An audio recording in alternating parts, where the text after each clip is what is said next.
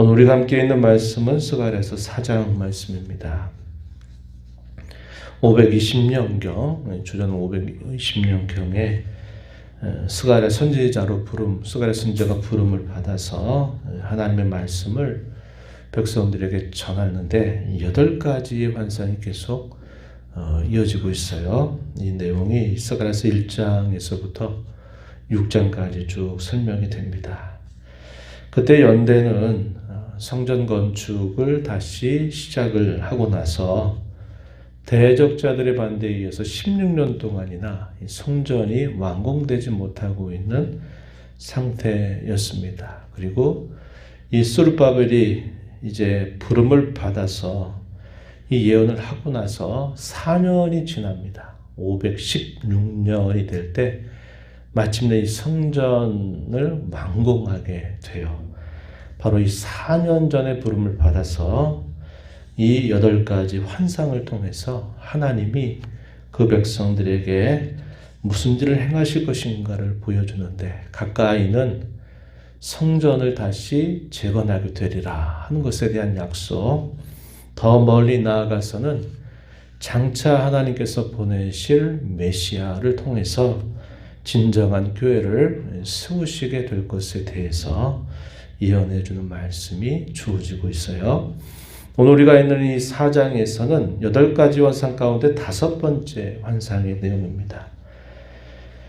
구약 시대 같은 경우에는 성전이 세워지기 전에는 성막, 그 안에 우리가 잘 아는 숭금으로 만든 등잔대가 있습니다. 7개의 등잔대가 있고 또 거기에 관이 있고, 그 관에는 항상 감람유를 채워서 이 등잔불이 꺼지지 않도록 하는 일이 있어 왔던 것입니다. 바로 그러한 광경을 생각하도록 만드는 그런 환상을 스가랴 선지자가 보게 된 것이에요. 본문으로 한번 들어가서 보시면은 1절 말씀에 내게 말하던 천사가 다시 와서 나를 깨우니 마치 자는 사람이 잠에서 깨어난 것 같았다, 이렇게 표현합니다. 그 천사가 스가랴 선지자에게 묻습니다. 내 앞에 보이는 것이 뭐냐, 이렇게 물었더니 스가랴 선지자가 보고 있는 환상 그대로를 묘사해 줍니다. 숭금 등잔대가 있는데 그 위에는 기름 그릇이 있고, 또 그 기름 그릇 위에 7 등잔이 있고, 그 기름 그릇 위에 있는 등잔 위에서 7관이 있고, 또 그 등잔대 곁에는 좌우로 2개의 감람나무가 있다는 것을 표현하고 있습니다.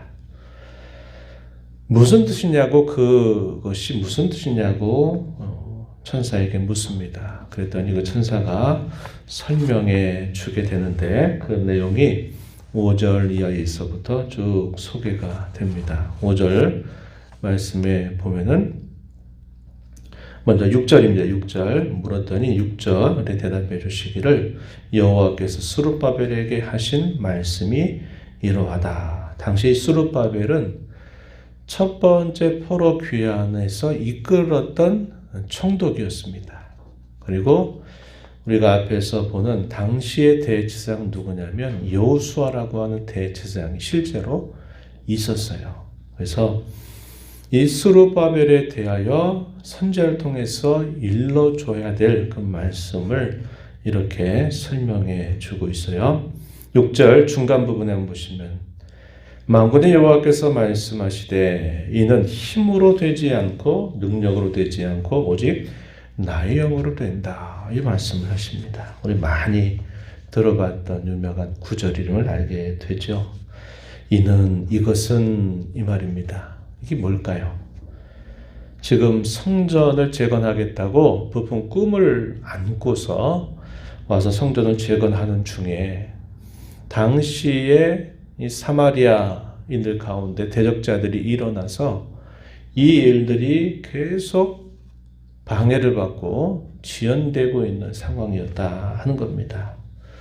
바로 이 성전을 재건하는 그 일은, 성전이 다시 세워지는 이 일은 힘으로도 능으로도 되지 않는다. 오직 성령으로 말미암아 된다. 이런 말씀을 스룹바벨에게 전달하라. 이렇게 보여주시는 것이죠. 그러면서 7절 말씀에 보면은 큰 산아 내가 무엇이냐, 내가 스룹바벨 앞에서 평지가 될 것이다.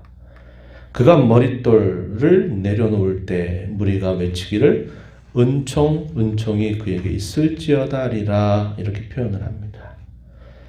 여기 큰 산이 뭘 말할까요? 큰 산이 스룹바벨 앞에서 평지가 된다. 이 말은 지금까지 이 성전을 다시 건축하지 못하도록 방해하고 있는 모든 세력들을 여기 비유로 큰 산이라 이렇게 표현한 것입니다.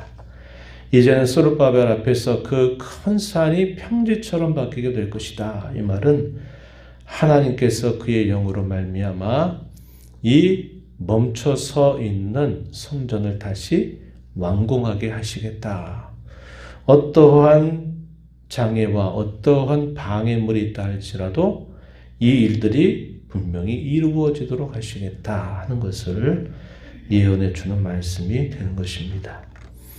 7절 중간에서 머릿돌을 내놓는다. 이 말은 건축을 다 완성하게 될 때 그 머릿돌을 세우게 되죠. 그래서 그 일이 이루어진 것을 이제 결정하는 그런 일이 머릿돌을 내놓는 일을 말합니다. 그때 뭐라고 말할 것이라고 얘기하냐면 은총이 그에게 있을지어다. 그 말은 하나님의 은혜로 말미암아 이 모든 일들이 이루어지게 될 것을 그들이 말하게 될 것을 가르쳐 주고 있는 것입니다. 그러면서 구체적으로 또 말씀을 주셔요. 9절 말씀에 보면은 스룹바벨의 손이 이 성전의 기초를 놓았은즉 그의 손이 또한 그 일을 마칠 것이다. 이런 말씀을 알려주시는 겁니다. 신릉전전 시작이 되었던 그 일이 유야무야 대적자들의 반대에 의해서 멈춰 서 있는 그 일을 이제 하나님께서 다시 시작을 해서 완성을 하도록 하실 것이다. 이렇게 말씀을 하는 것입니다. 10절 말씀에 보면은 또 이렇게 말해요. 작은 일의 날이라고 멸시하는 자가 누구냐? 작은 일의 날. 뭔가 큰 것처럼, 큰 일처럼 시작했던 그 성전을 재건하는 일이 시간이 지나고 멈춰 서 있는 걸 보니까 대단히 초라해 보이게 되는 겁니다. 또 실제적으로 이 바벨론 포로 생활에 접어들기 전 예루살렘에 세워졌던 그 성전은 대단히 웅장하고 대단히 가치가 있는 집처럼 보여졌어요. 거의 다 금으로 만들어져 있는 집이기 때문에 그래요. 그런데 실제로 바벨론 70년 포로 생활을 마치고 돌아와서 이 성전을 재건할 때는 그런 정도의 화려함과 웅장함을 자랑할 수 없는 상태였어요. 그러다 보니까 처음에 솔로몬 성전을 알고 있었던 이들이 볼 때는 다시 세워가는 그 성전이 보기에 너무 초라해 보일 수 있었던 것입니다. 이러한 일에 대하여 말하는 거예요. 작은 일의 날이라고 멸시하는 자가 누구냐? 이렇게 말하는 것은 결코 이것이 작은 일이 아니다. 겉으로 보일 때 초라해 보인다 그래서 그것이 별것 아닌 것처럼 여기지 말아라. 아무리 대적자들이 멸시하고 별것 아닌 것처럼 여긴다 하더라도 너희마저도 그렇게 생각해서는 안 된다. 이런 말씀을 이걸 통해서 전달해 주는 것입니다. 스룹바벨의 손에 다림줄이 있음을 보고 기뻐하게 될 것이다. 그러면서 마침내 스룹바벨을 통하여 이 일들이 완결될 것을 가르쳐 주고 있다 한 것입니다. 그래서 이것을 지켜본 스가랴 선지자는 또 묻습니다. 11절과 12절을 보면은 등장하는데 좌우에 두 감람나무가 과연 무슨 뜻입니까? 12절에 가서는 두 가지는 무슨 뜻입니까? 라고 묻습니다. 대답해 주시기를 기름 부음 받은 자 둘을 의미한다. 그 감람나무가 상징하는 것이 바로 그것이다 하는 겁니다.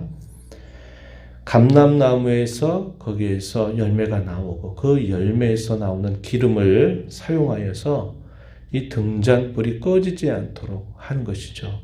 공급을 말하는 것입니다. 그럴 때 기름 부음 받은 자 둘인데 이들은 온 세상의 주님 앞에 서 있는 자들이다. 이 말은 온 세상의 주님을 섬기고 시종되는 자 둘을 말한다. 이렇게 답변을 해주십니다.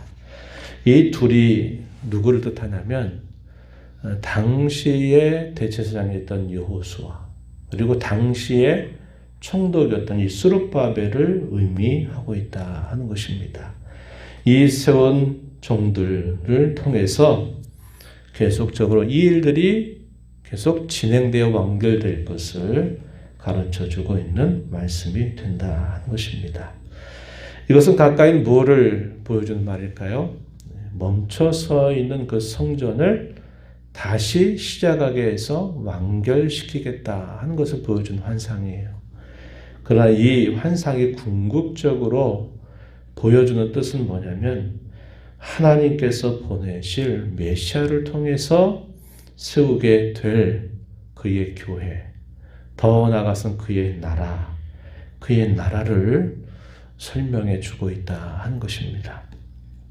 그래서 오늘 우리가 이 말씀을 보면서 이 말씀이 당시에 선지자를 통해서 듣는 백성들에게는 멈춰서 있었던 그 성전을 건축하는 일을 절대로 작은 일처럼 생각하지 말고 그것을 대단히 큰 일처럼 여기면서 힘을 내서 그 일을 수종될 것을 가르쳐주는 말씀이요. 오늘 우리가 이 말씀을 읽을 때에는 그리스도를 통해서 세워진 주님의 교회, 또 그의 나라, 그것이 어떻게 세워지게 되는가, 또 그것이 얼마나 영광스러운 것인가 하는 것을 우리에게 잘 보여주고 있다 하는 것입니다. 오늘날 우리가 교회에 구원받아서 교회에 속한 자로 있을 때 우리 눈에 보이는 교회 현실은 때로 초라해 보일 때가 많습니다. 왜 그럴까요? 별반 차이가 없는 것처럼 보이거든요. 우리가 성도로 살면서 받은 구원에 대하여 그 가치가 별것 아닌 것처럼 생각하게 될 때가 많습니다. 별 차이가 없어 보일 때가 많기 때문이죠. 그러나 이 땅에 우리가 속한 이 교회가 불완전하고 완전한 교회가 없을지라도 이 교회는 주님께서 영광스러운 교회로 세우셨다. 그 교회를 이루고 있는 우리 각자 한 사람 한 사람, 때로 우리가 우리 자신을 바라볼 때에도 초라하게 그지없고 부족함이 많은 자일지 모르지만 하나님은 우리에게 베푸신 그 은혜가 얼마나 크고 우리는 얼마나 영광스럽게 하실 것인가를 성경은 늘 우리에게 가르쳐주고 있다 한 것입니다. 작게는 우리 자신이요, 넓게 볼 때는 우리가 이루는 이 교회가 하나님 앞에 영광스러운 교회다 하는 것을 우리가 늘 생각하면서 오늘을 우리가 살아가는 자세가 필요하다 하는 겁니다.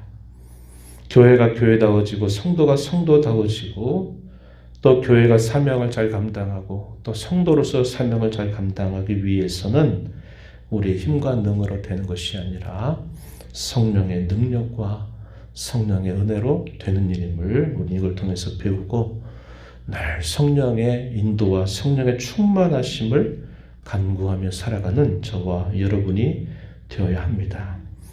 교회가 힘을 내서 세상 가운데서 빛을 발하게 되는 그 일은 우리의 참 감람나무가 되시는 예수 그리스도와 연합할 때 이러한 힘을 공급받아서 또 이 사명을 잘 감당할 수 있게 된다 하는 것을 기억하면서 이 하루 또 우리의 남은 삶이 우리 주 예수 그리스도와 함께 동행하고 연합한 자로 살아가기를 다짐하고 또 힘써 나가는 모두가 되기를 진심으로 바랍니다. 하나님 아버지 감사합니다.